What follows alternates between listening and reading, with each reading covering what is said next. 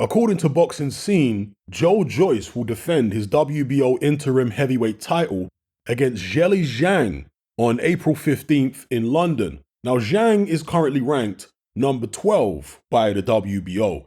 So presumably, this fight hasn't been ordered, but rather Joyce has taken it voluntarily. So effectively, this would be, I guess you could say, a stay busy fight. And some of you are going to say, well, that's a pretty tough opponent for a stay busy fight. I agree. But Joyce is a tough man. So what do you guys think about this? Joyce taking on Zhang, according to Boxing Scene, on April 15th in London. Personally, I think this is a really interesting matchup. I thought that Zhang looked good against Filip Hrgović. He surprised me. He turned out to be a lot better than I thought he would be. Now, obviously, Joyce being interim champion, the full WBO champion at the moment is Alexander Usyk. And Usyk is a southpaw. Zhang is a southpaw. Is that going to give Joyce some kind of preparation for fighting Alexander Usyk? Probably not, because Zhang, although he is southpaw, he fights nothing like Alexander Usyk. He's a lot more slow-footed and stationary. He's a bigger puncher. He's a guy that likes to stand in the pocket and trade with you. He can hit hard. He's got surprisingly quick hands, actually. I'm not saying he's Andy Ruiz in the pocket, but for a guy of his dimensions, I think he's like 270 pounds, 6'5", 6'6". When he lets those hooks go up close, there's surprising speed on them. And you need to watch out for those shots.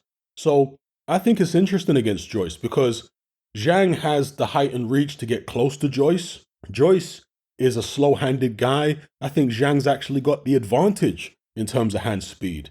And Zhang likes to either beat you to the punch or counter when he's up close. In fact, I spoke about Andy Ruiz a few moments ago. There are some similarities, at least based upon what I saw in that Filip Hrgović fight. There are some similarities between what Zhang does and what Ruiz does.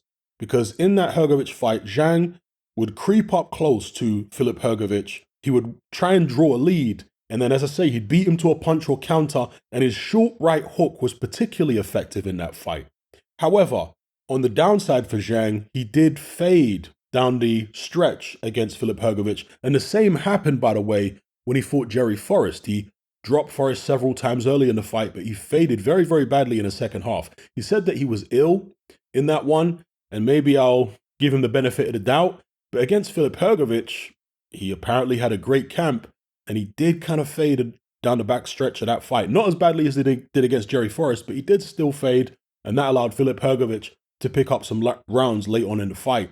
As we know, Joyce has a tremendous engine, and we haven't seen him fade yet. He stopped Joseph Parker very late in their fight, whenever it was, 10th round, 11th round, with a one-punch knockout. So Zhang doesn't want to be fading, obviously, against Joyce. But yeah, I think it's interesting because Joyce is hittable. Zhang the southpaw, will he be able to maybe put a dent in Joyce, be the first guy to do so? It wouldn't shock me if he did. Joyce was down and stopped in the amateurs on several occasions. I'm not going to sit here and tell you that Joyce doesn't have a good chin, but I don't think he's an iron-jawed fighter, the way that he's been talked about in boxing circles. When I think of an iron jaw, I think of George Chuvalo. I think of Oliver McCall. That's what I envision when I think of an iron-jawed fighter. And yeah, Joyce is someone who I've seen decked heavily and stopped. So I can't think of him in that way. Obviously, George Chuvalo got stopped, but he was never decked. Let me know what you guys think in the comments below about this Joyce Zhang fight. Stay busy for Joyce. And Joyce has to get credit, of course, for taking on these types of opponents when he doesn't have to. I guess it's similar to Dillian Whyte, right? When Dillian Whyte was WBC #1, he was taking on guys that were dangerous. He didn't need to. He could have had stay busy fights against people very lowly ranked. And to be fair, in this instance, Zhang is quite lowly ranked by the WBO. He's number 12. But just to put it in context, below him is Michael Hunter. And a couple spaces below that is Makhmudov, who's a dangerous fighter. And, you know, looking at the WBO rankings, I can't say I necessarily agree with where they have everybody placed.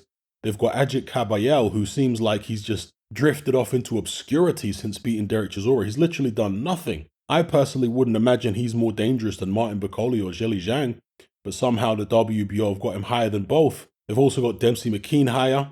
They've got Demirezen. I don't think I've seen him, that Turkish fighter. I don't think I've seen him fight. So on and so forth. So anyway, just some thoughts. Leave me your comments.